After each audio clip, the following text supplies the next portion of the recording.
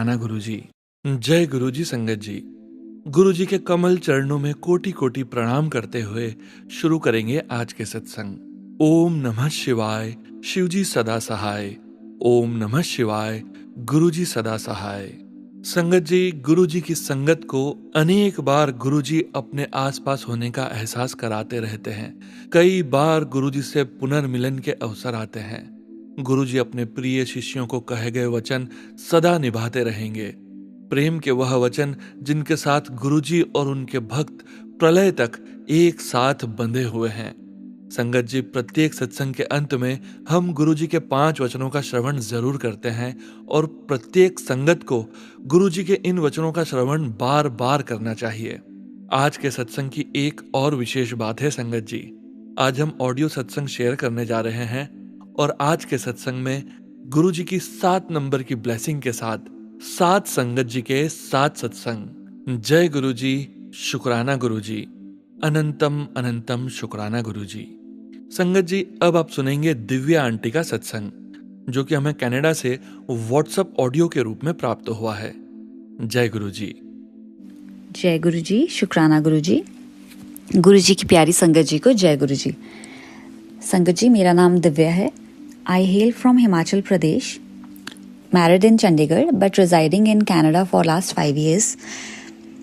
संगत जी, ये मेरा पहला सत्संग है और अगर सत्संग सुनाते हुए मुझसे कोई गलती हो जाए तो गुरुजी और गुरुजी की प्यारी संगत जी मुझे क्षमा करना। संगत जी, मैं अपना सत्संग स्टार्ट करने से पहले मंत्र जाप करना चाहूँगी। ओम नमः शिवाय, शिवजी सदा सहाय। ओम नमः शिवाय, गुरुजी सदा सहाय। जय गुरुजी, शुक्राना गुरुजी। संगत जी, गुरुजी के साथ मेरी जर्नी कब से चलती आ रही है ये तो गुरुजी ही जानते हैं, पर गुरुजी के साथ जो मेरा डायरेक्ट कनेक्शन बना है वो इसी ईयर 2023 के जुलाई मंथ में बना है।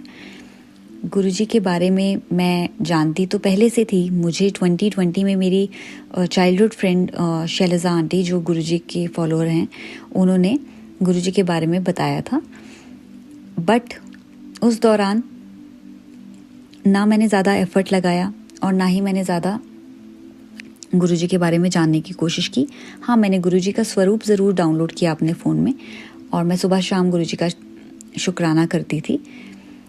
I was also pregnant at that time, so later on मैं बिल्कुल भूल ही गई गुरुजी के बारे में।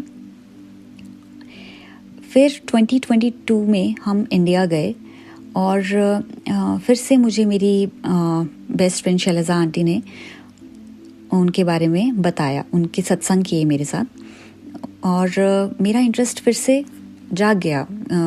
मतलब I was curious to know more. जब हम वापस आए कनाडा तो मैंने फिर से सर्च किया गुरुजी के बारे में ऑन फेसबुक।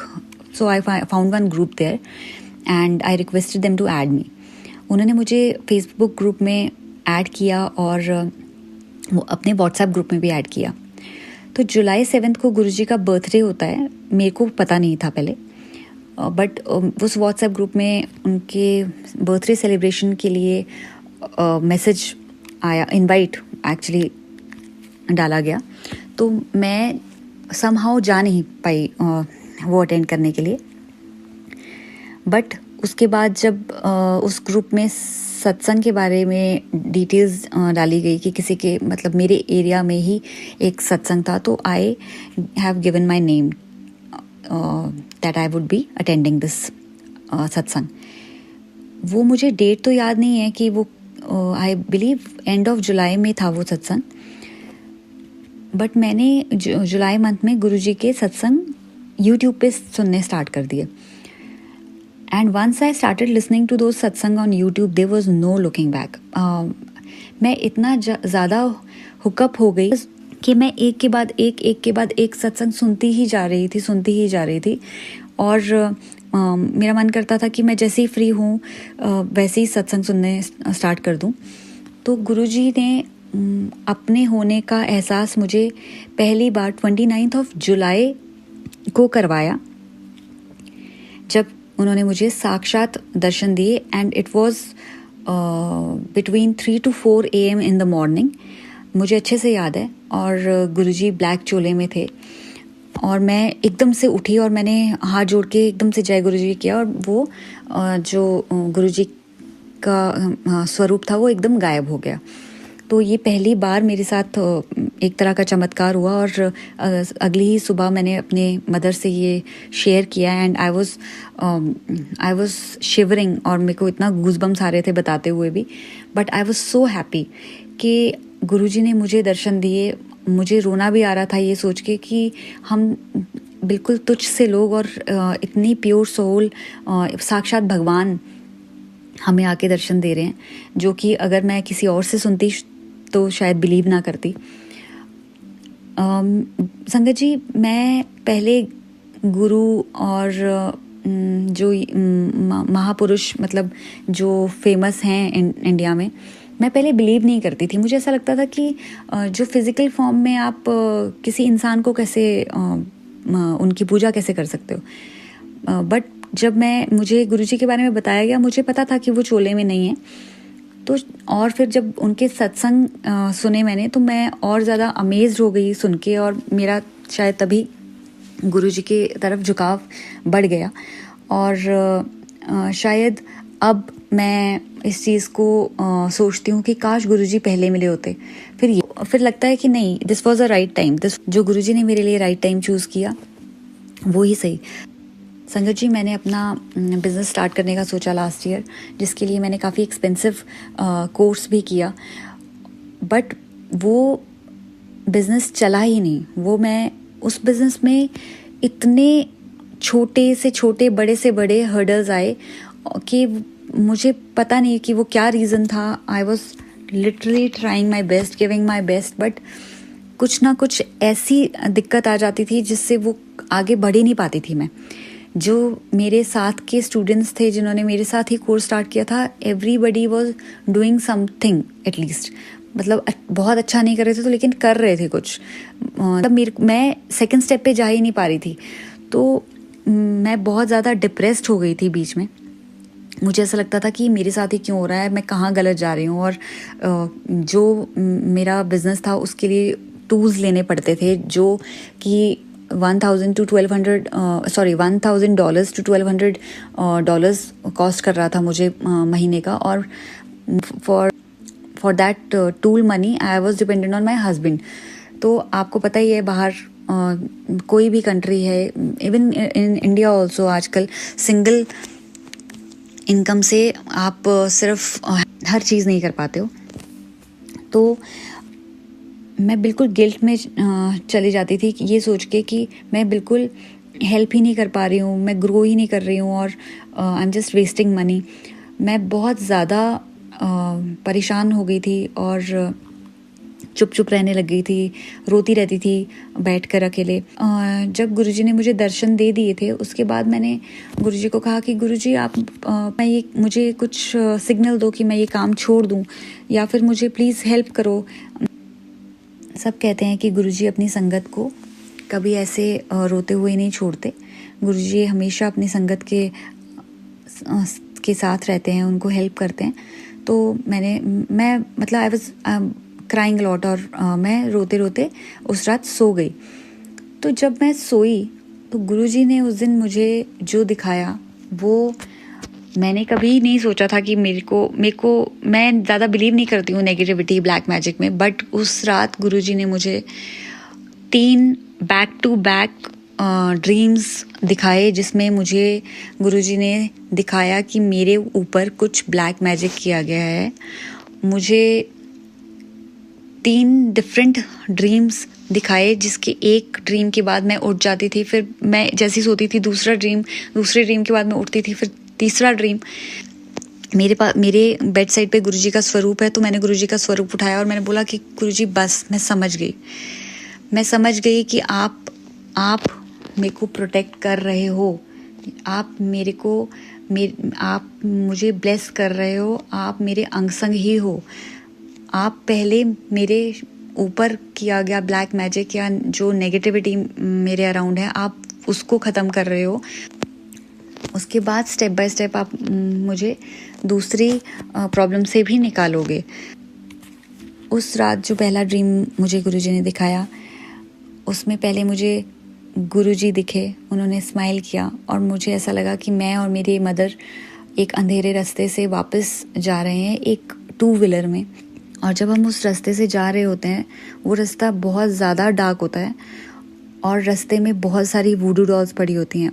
और जैसे हम वहाँ से निकलते हैं तो वो वूडू डॉल्स मुझे टांगों से पकड़ के मेरी टांगों में चढ़ने की कोशिश कर रही हैं और मुझे खींच रही हैं और मैं चीखती हूँ। मैं अपनी मम्मा को पीछे से ऐसे एकदम से पकड़ने की कोशिश करती हूँ कि मैं गिर रही हूँ, मुझे बचाओ। तो मुझे फिर भी वो खींच रही होती हैं, ऐसे गंदी सी डॉल्स दिख रही हैं ड्रीम में मुझे। तो मैं एकदम से गुरुजी का नाम लेती हूँ, मैं बोलती हूँ जय गुरुजी, जय गुरुजी। और मैं आई वॉज लिटरली स्क्रीमिंग जय गुरुजी, और वो वुडू डॉल्स मुझे छोड़ देती हैं और मैं एकदम से मुझे लगता है कि जैसे मैं ही वो राइड कर रही हूँ टू व्हीलर, और मैं एक पानी क्रॉस कर देती हूँ।